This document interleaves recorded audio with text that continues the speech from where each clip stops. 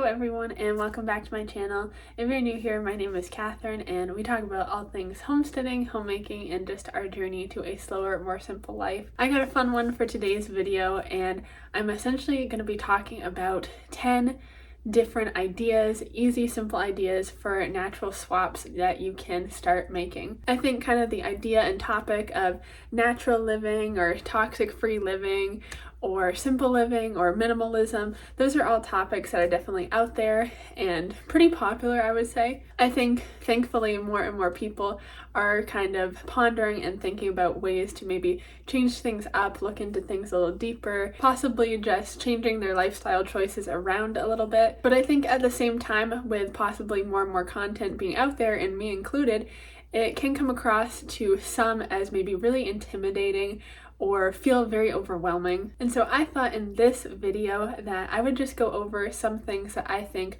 are some more simple switches that you can start with, and not saying to do all of them all at once. You could pick one or two, just a place to kind of get you started that might not feel so overwhelming.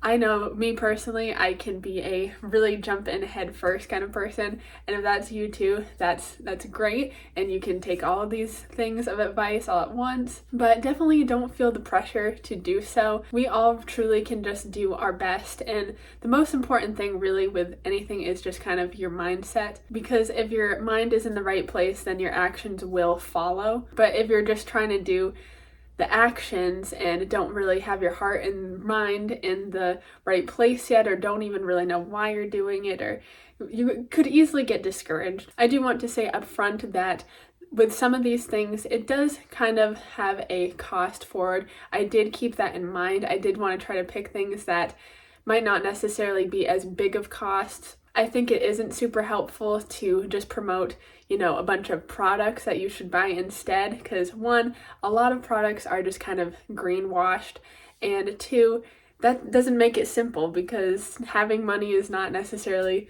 simple, having money to just spend on things. But some of these things do have some cost, and I will acknowledge that, but hopefully a lot of them are low and in your budget and doable. But so with that, let's jump into number one. And number one is a all-purpose cleaner. And why is this a good natural swap to make, and probably a really good first one to make? One, cleaners are very expensive, and if you have all these types of cleaners, you're probably spending a good amount of money on those. Two, cleaners have lots of things in them that can be very harmful to the body. I think we know obvious things like bleach is harmful, like you shouldn't rub it on yourself and drink it and things like that. But even a lot of these cleaners that we have in the house, it just adds all these unnecessary toxins around us. I like to think of, our bodies with toxins as kind of like a bucket. Everybody's body does have a bucket, so to speak, of how much toxins it can really handle and take in before things start going wrong, before the bucket kind of overflows. And everybody's bucket is kind of a different size, and I don't really know of a way to, know for sure what everybody's bucket looks like. But I say this just to say that with all these things, decreasing any of the toxin loads in your day just does make an impact on allowing your body to kind of take care of those things. There's no possible way to make it so that we're not getting any toxins into our bodies, because that's just frankly not the world we live in. I don't think that's possible in any way. But with every little step we do, it does help, and we probably will see improvement overall in our health and our lives. So just keep that in mind. But a natural all-purpose cleaner is great. I use this for pretty much everything. I use it from counters, toilets, windows, the stove top. I use it for everything, and it is really the most simple thing you could do. It is about 1/4 vinegar, probably about that much of vinegar, and the rest is just water. And sometimes I like to add a few drops of lemon essential oil. So you could add any little bit of any essential oil that you prefer. But that really does the job for all my cleaning needs. And of course, people may say, and they would be correct, that this is not going to disinfect a whole counter. This is not going to do what other cleaners do and probably get rid of 99.99% of bacteria on things. But I personally think that is a good thing. I think that we kind of live in this weird place of over-sterilizing things, and that throws off the whole kind of micro ecosystem. There's a lot of these bacteria that we actually do want to have, that we want to have in our guts, that we want to, have around. And I think that we can be very tempted to over sterilize things, especially since 2020, 2021 era. And there is a lot of harm that comes with keeping things too sanitary. I almost never get sick. I really don't.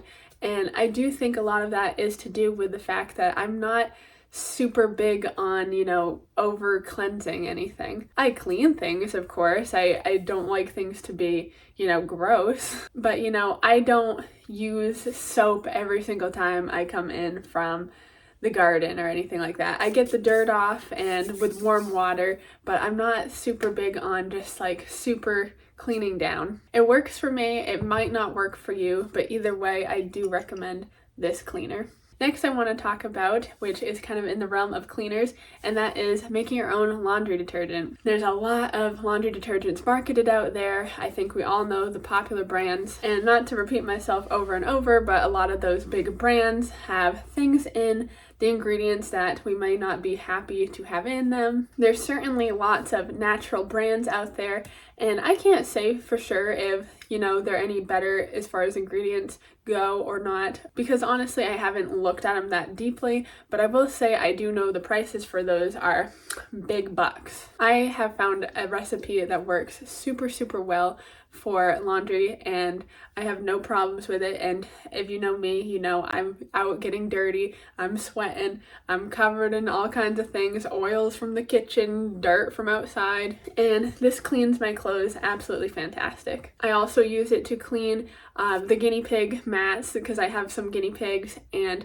that's all peed on and stuff like that, and that gets rid of all that, no ammonia smell or anything. So I definitely highly recommend this laundry detergent recipe. I do have a full video, I think it's from probably a year ago, so it might not be that best of quality, but I have a video on how I make my homemade laundry. I will put it in the cards and down below, something like that. But it is super, super simple, and of course there's cost to the ingredients up front, but to get those big boxes and those bars of soap really isn't that much, especially when you compare to how much laundry detergent is. And I would go in and check out that recipe to fully understand, but it makes like a big 5-gallon bucket and you only use a little bit with each load. So it is definitely worth it, not only for the budget though, but also just I feel much better knowing that I'm not putting clothes on that were just washed in, things that I'm not happy with. Next up, I wanted to talk about a lotion. And if you were watching any previous videos, I made a video all about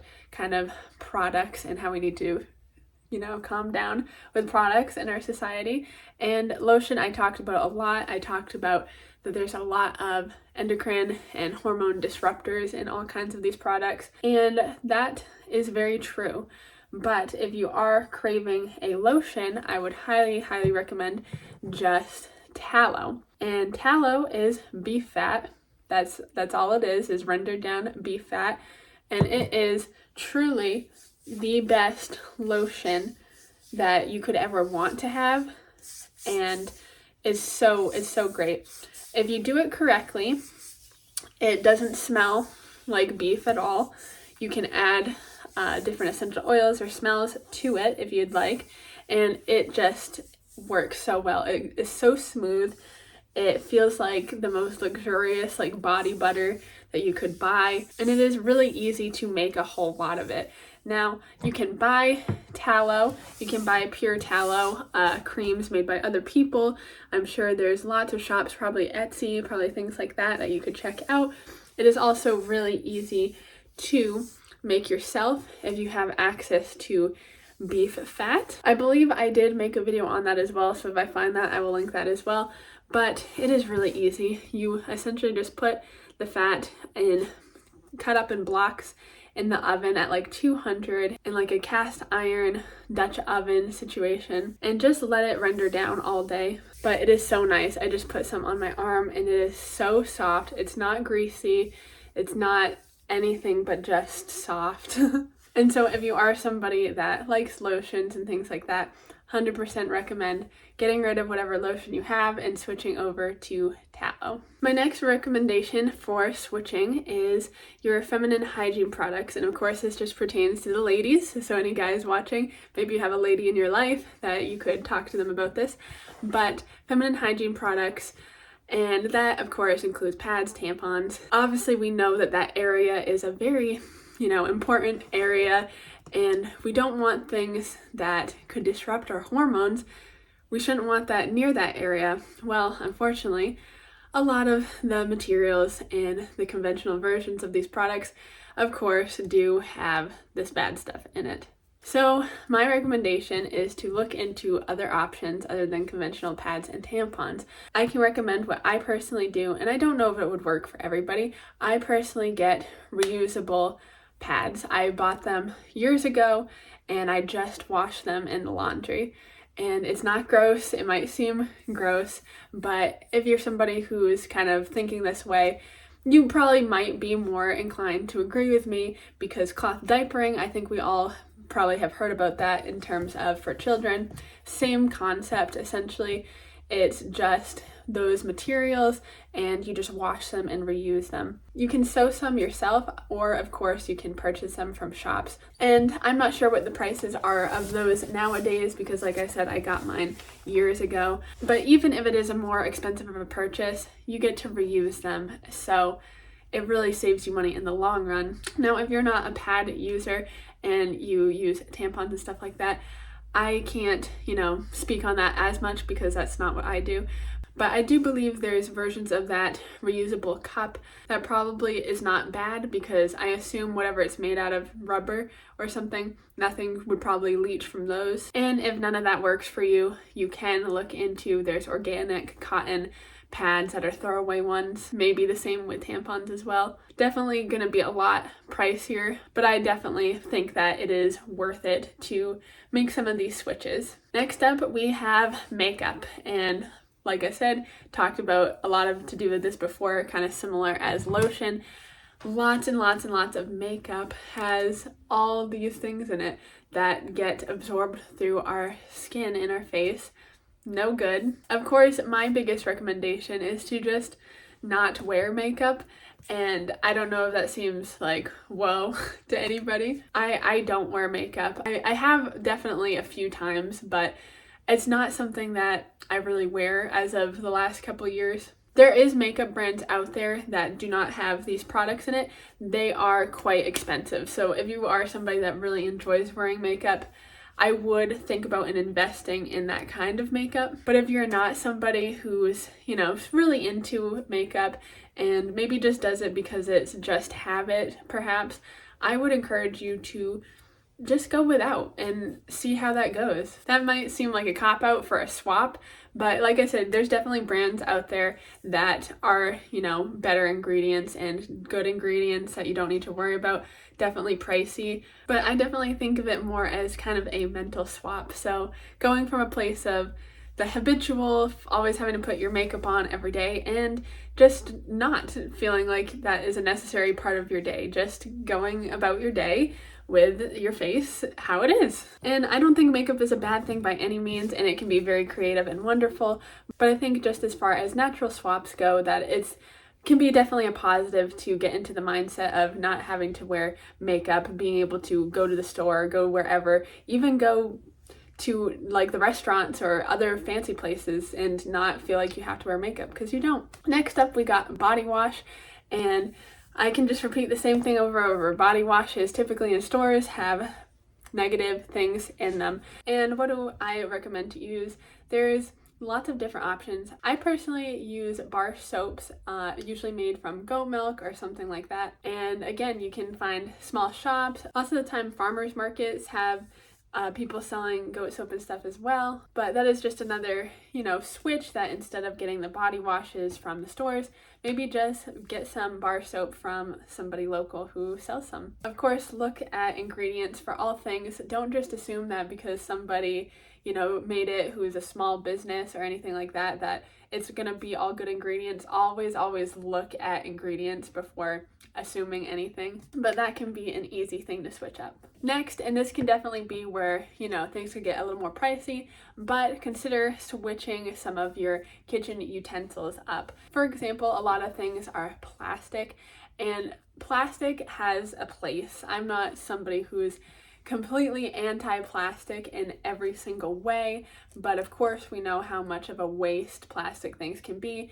and plastic has PFAS in it, the forever chemicals, and under certain circumstances those can easily leach. So I definitely recommend, one, if you're still using like plastic straws, glass straws are great. They're not that expensive, and like I said, just reuse all the time. I also definitely recommend glass storage containers for putting your leftovers in, and they also are just so much easier to wash. Like, of course, we all know, for example, like the spaghetti sauce staining the plastic Tupperware, and it's just gross and awful. No problem with things like this. And if you're somebody that does go out to eat a lot, I'm not, so I don't really think about it, but if you are, then you can bring containers like this to those places to put your leftover food in. Definitely another bigger investment, but if you have like certain pans and stuff that are the no stick, then maybe consider switching over to cast iron, and that can definitely be big expense, but you can find a lot of cast iron secondhand. I've seen them at like yard sales. Of course, they're in antique stores. They can be a little more up priced sometimes there, but you can find cast iron things all over the place. And if you know how to, you can bring cast iron back from really bad situations. I know there's tons of videos out there that you could look up to see how to do that. Since we're talking about in the kitchen, let's talk about some food swaps. And I'm kind of cheating because there's some different food swaps under this category, but one, I'd say if you tend to microwave a lot, then I would think about perhaps trying to learn how to warm food either on the stovetop or just in the oven. That's what I always do if I'm warming up leftovers. I don't even own a microwave. And perhaps it may take a little bit longer for it to be heated up, but also it will actually be heated up. I know microwaves don't usually actually heat things up very well, one. And there's definitely debate online about the possible harms of microwaves, but I'm just kind of under the assumption that if I don't need to use it, then why use it and risk that? And I definitely don't. Like I said, I don't own one. And I'd also just say that not having a microwave does kind of make you less likely to fall into the trap of, if you're going down this path, you probably want to do more from scratch food and things like that. So if you don't even have the option of, say, microwaving something up for dinner or lunch, then you can't do that option. So you'll kind of be forced to make the choice that you probably want to already make. It'll lead you to going down the route of better, more nutritional food as well. And also just swapping with foods in general. So here's just a couple examples. Maybe you're getting, pre-put together oats that you just add water and throw in the microwave.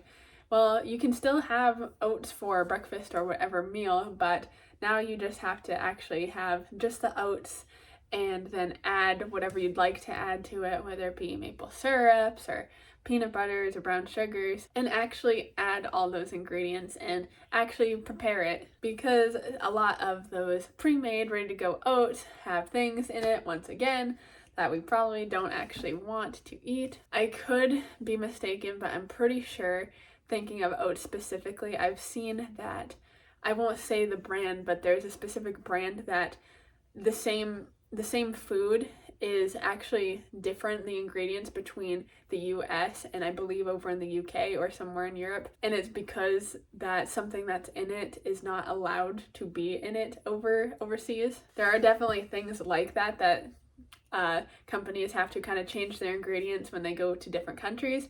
And so that's a red flag to me. But there's definitely lots of little things you can do in the terms of food to make little swaps. And so that's another great place to start. And last but not least on this list for today is perfumes, colognes, any things like that, like air fresheners, plug-in air fresheners. No, no, no, absolutely not. I have never been somebody that enjoyed these things because they, even when I was little, before I knew anything about anything really, just being in the air with these things, like breathing in that kind of air, made me feel sick. Like I couldn't breathe.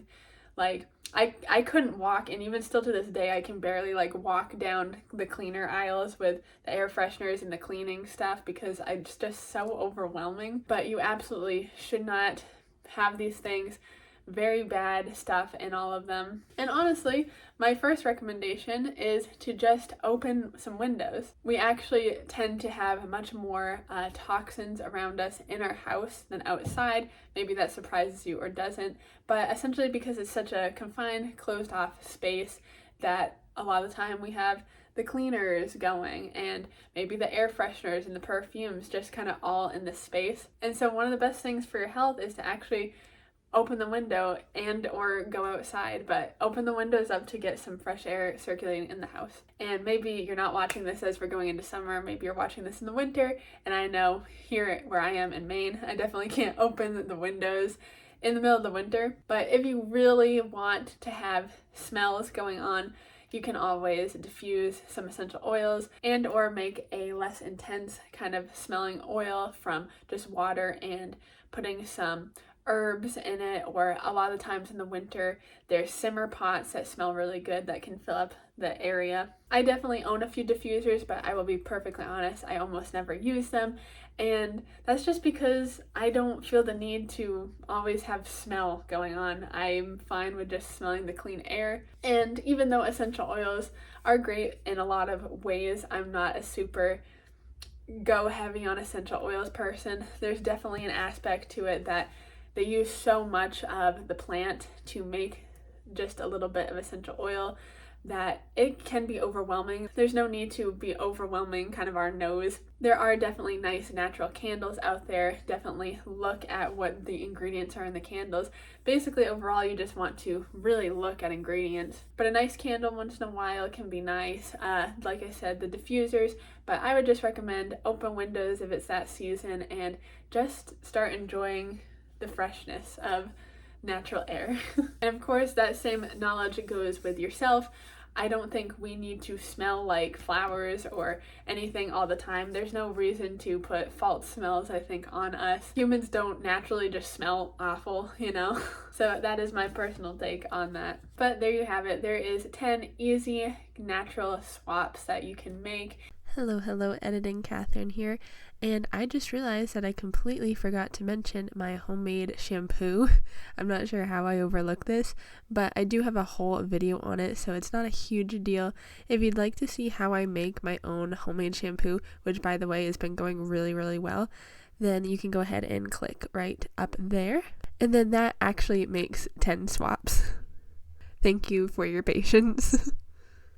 And like I said, you don't have to take all these and be like, I need to get all this done. Just do it a little bit at a time. Do what you think you can manage. This is just to get some inspiration flowing for somebody who may be just thinking about making some of these changes in life. Definitely let me know if you can think of any other easy swaps down below. And let's always try to just be helpful and supportive and not make this something that feels intimidating or that you have to be like invited to the special club. I think we all just need to do our best and always be proud of the choices we're making. But that's going to do it for me for this video. If you like it and would like to see more in the future, please consider subscribing so that you can join our community of like-minded folk. And with that, I will see you in the next one. Bye-bye!